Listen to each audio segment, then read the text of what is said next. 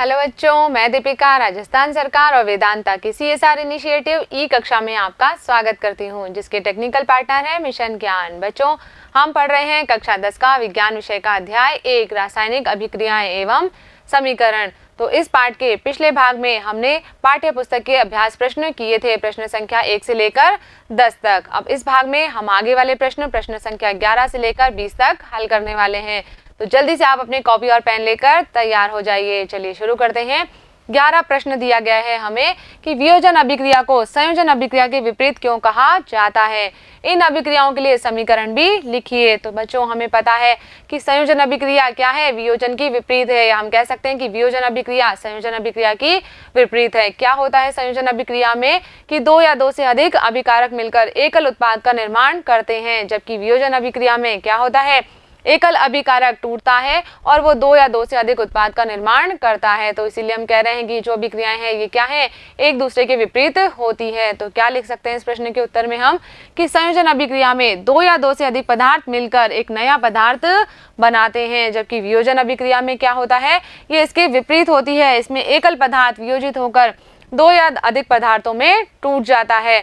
समीकरण के रूप में भी हम व्यक्त कर सकते हैं। उदाहरण के लिए हमने यहाँ पर जल का बनना लिया है, तो हम क्या लिखेंगे, संयोजन अभिक्रिया में क्या होगा, 2H2 + O2 मिलकर किसका निर्माण करेंगे, 2H2O यानी कि जल का निर्माण यहाँ पर करेंगे। और वियोजन अभिक्रिया यदि हम इसकी देखें तो क्या होगा, यहाँ पर जल का एक अणु टूटकर किस में बदल जाएगा, हाइड्रोजन और ऑक्सीजन में बदल जाएगा। तो हम इसको लिख सकते हैं कि 2H2O ये क्या बनाएगा, 2H2 + O2 का निर्माण करेगा। जब 2 अणु जल के टूटेंगे तो किसका निर्माण होगा, 2H2 + O2 का निर्माण यहाँ पर हो जाएगा। तो इस तरह से ये संयोजन और वियोजन अभिक्रिया एक दूसरे की विपरीत अभिक्रिया होती है। चलिए अगला प्रश्न देखते हैं। आगे दिया गया है हमें उन वियोजन अभिक्रियाओं के एक एक समीकरण लिखिए जिनमें ऊष्मा, प्रकाश एवं विद्युत के रूप में ऊर्जा प्रदान की जाती है। तो बच्चों, हमने पढ़ा था कि वियोजन अभिक्रियाओं में क्या होता है, पदार्थ को अपघटित होने के लिए हमें बाहर से ऊष्मा देनी पड़ती है। ये अलग अलग रूप में हो सकती है, जैसे कि ऊष्मा हो सकती है, प्रकाश के रूप में हो सकती है, विद्युत के रूप में हो सकती है। तो यदि हम देखें ऊष्मा के द्वारा वियोजन अभिक्रिया, तो कैल्शियम कार्बोनेट का वियोजन किसके द्वारा होता है, ऊष्मा के द्वारा होता है। जब हमने इसे गर्म किया था तो एक किसमें बदल गया था, calcium oxide plus carbon dioxide gas का निर्माण यहाँ पर हुआ था। आगे हम देखते हैं प्रकाश के द्वारा वियोजन किसमें हुआ था, ये हुआ था सिल्वर क्लोराइड में। और सिल्वर क्लोराइड किसमें वियोजित हो जाता है, 2Ag + Cl2 में वियोजित हो जाता है। यहाँ पर बच्चों 2 आएगा क्योंकि ये समीकरण क्या है, अब ये संतुलित हो जाएगी। नेक्स्ट है विद्युत द्वारा वियोजन अभिक्रिया। तो विद्युत के द्वारा भी हमने क्या किया था, जल का विद्युत अपघटन किया था। तो क्या हुआ था वहां पर कि 2H2O ये किसमें वियोजित होता है, 2H2 + O2 में वियोजित होता है। तो इस तरह से ऊष्मा, प्रकाश और विद्युत के द्वारा वियोजन अभिक्रिया संपन्न होती है। चलिए आगे बढ़ते हैं।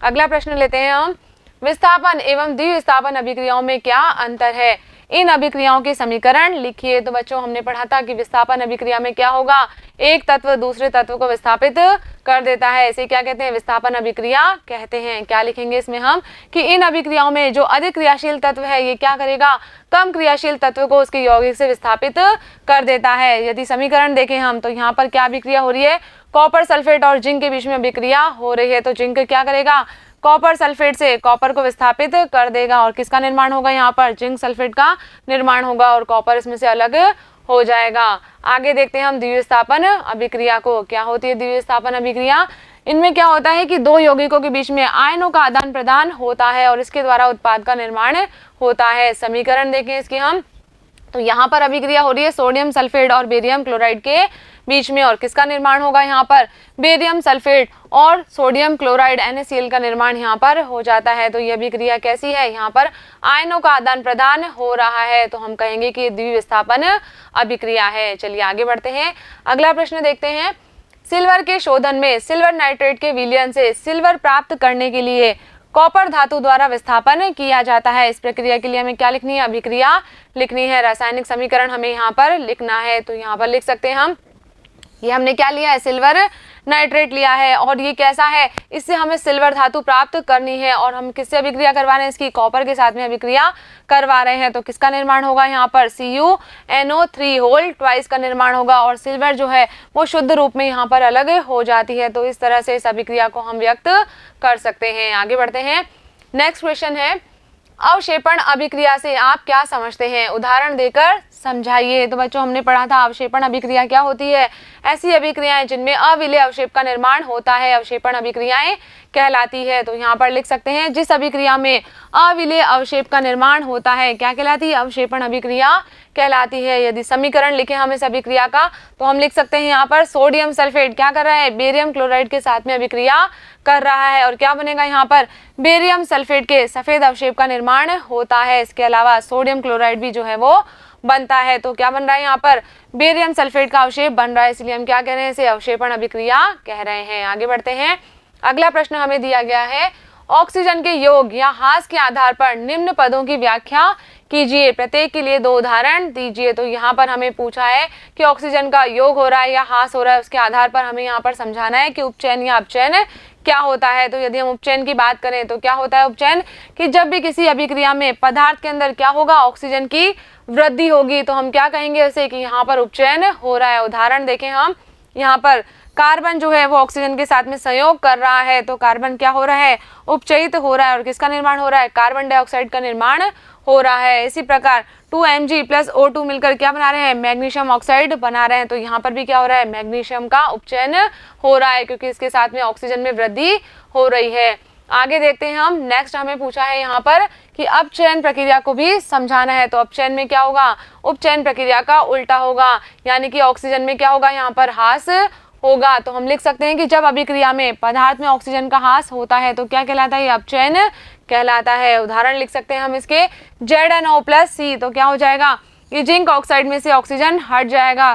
तो यहाँ पर क्या हो रहा है, जिंक ऑक्साइड का क्या कहेंगे हम, कि अपचयन हो रहा है। दूसरी अभिक्रिया दी है CuO+H2, तो ये ऑक्सीजन जो है वो किसके साथ में जुड़ जाएगा, यहाँ पर हाइड्रोजन के साथ में जुड़कर जल का निर्माण कर लेता है और इस कॉपर ऑक्साइड में से ऑक्सीजन का ह्रास हो रहा है, इसलिए हम क्या कहेंगे कि कॉपर ऑक्साइड का अपचयन यहाँ पर हो रहा है। तो इस तरह से हम ऑक्सीजन के वृद्धि या ह्रास के आधार पर उपचयन और अपचयन की प्रक्रिया को समझा सकते हैं। आगे बढ़ते हैं, अगला प्रश्न हमें दिया गया है, एक भूरे रंग का चमकदार तत्व X को वायु की उपस्थिति में गर्म करने पर वह काले रंग का हो जाता है, इस तत्व X एवं उस काले रंग के यौगिक का नाम बताइए। तो यहाँ पर बच्चों हमने पढ़ा था कि जब क्या किया था, हमने कॉपर को गर्म किया था तो ऑक्सीजन के साथ में अभिक्रिया हुई थी और एक काले रंग के पदार्थ का निर्माण हुआ था। क्या था काले रंग का पदार्थ, कॉपर ऑक्साइड था। तो यहाँ पर हम लिख सकते हैं कि भूरे रंग का जो चमकदार तत्व है वो क्या है, यहाँ पर कॉपर है और वायु की उपस्थिति में जब हम इसे गर्म करते हैं तो ये ऑक्सीजन के साथ में अभिक्रिया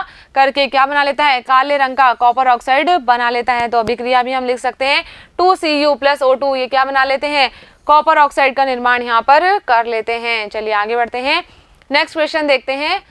आगे पूछा है, लोहे की वस्तुओं को हम पेंट क्यों करते हैं। तो बच्चों हमने पढ़ा था लोहे की वस्तुओं पर क्या हो जाता है, संक्षारण हो जाता है। लोहे की वस्तुएं जब ऑक्सीजन और जल के संपर्क में आती है तो उन पर जंग लग जाती है, उस जंग लगने से बचाने के लिए हम क्या करते हैं, इन्हें पेंट करते हैं। तो क्या लिखेंगे इसमें हम, कि लोहे की वस्तुओं पर ऑक्सीजन और नमी की उपस्थिति में जंग लग जाती है, अतः लोहे की वस्तुओं को वायु और जल के संपर्क में आने से रोकने के लिए क्या किया जाता है, उन पर पेंट कर दिया जाता है, ताकि क्या होगा, वो लंबे समय तक सुरक्षित रह पाएंगे, जल्दी से लोहे की वस्तुएं खराब नहीं होगी। आगे बढ़ते हैं, अगला प्रश्न दिया गया है, तेल एवं वसायुक्त खाद्य पदार्थों को नाइट्रोजन से प्रभावित क्यों किया जाता है। तो हमने पढ़ा था बच्चों कि जो तेल और वसायुक्त पदार्थ होते हैं जब इन्हें हम लंबे समय तक रखते हैं तो इनके स्वाद और गंध में परिवर्तन हो जाता है। क्यों हो जाता है, क्योंकि ऑक्सीजन की उपस्थिति में इनका उपचयन हो जाता है। तो इसीलिए हम क्या करते हैं, ऑक्सीजन को हटाकर इनमें क्या भर देते हैं, नाइट्रोजन गैस भर देते हैं, जिससे क्या होगी, उपचयन की जो प्रक्रिया है वो धीमी हो जाती है। तो क्या लिखेंगे इसमें हम, कि नाइट्रोजन क्या है, कम सक्रिय गैस है और यह खाद्य पदार्थों को ऑक्सीकृत होने से बचाती है। इसीलिए तेल एवं वसायुक्त खाद्य पदार्थों के पैकेट में क्या किया जाता है, नाइट्रोजन गैस भरी जाती है ताकि उनका उपचयन नहीं हो सके। आगे बढ़ते हैं, नेक्स्ट क्वेश्चन है, निम्न पदों का वर्णन कीजिए तथा प्रत्येक का एक एक उदाहरण दीजिए। यहाँ पर हमें सबसे पहले दिया है संक्षारण। तो संक्षारण क्या होता है? जब कोई पदार्थ अपने आसपास में अम्ल, आर्द्रता आदि के संपर्क में आता है तो संक्षारित हो जाता है। इसे क्या कहते हैं? हम संक्षारण कहते हैं। क्या लिखेंगे इसे हम? कि जब कोई धातु अपने आसपास अम्ल, आर्द्रता आदि के संपर्क में आती है तो ये संक्षारित हो जाती है। यही प्रक्रिया क्या कहलाती है? संक्षारण कहलाती है। जैसे लोहा संक्षारित होता है, उसके ऊपर जंग लग जाती है तो लोहे की वस्तुएं जल्दी से खराब हो जाती है। तो उदाहरण हम लिख सकते हैं इसकी, जैसे कि लोहे पर जंग लगना और चांदी पर काली परत जमना। इसके अलावा तांबे पर हरे रंग की परत भी जम जाती है। तो ये भी क्या है? संक्षारण का उदाहरण है। आगे बढ़ते हैं। नेक्स्ट हमें पूछा है विकृत गंधिता। क्या होती है विकृत गंधिता?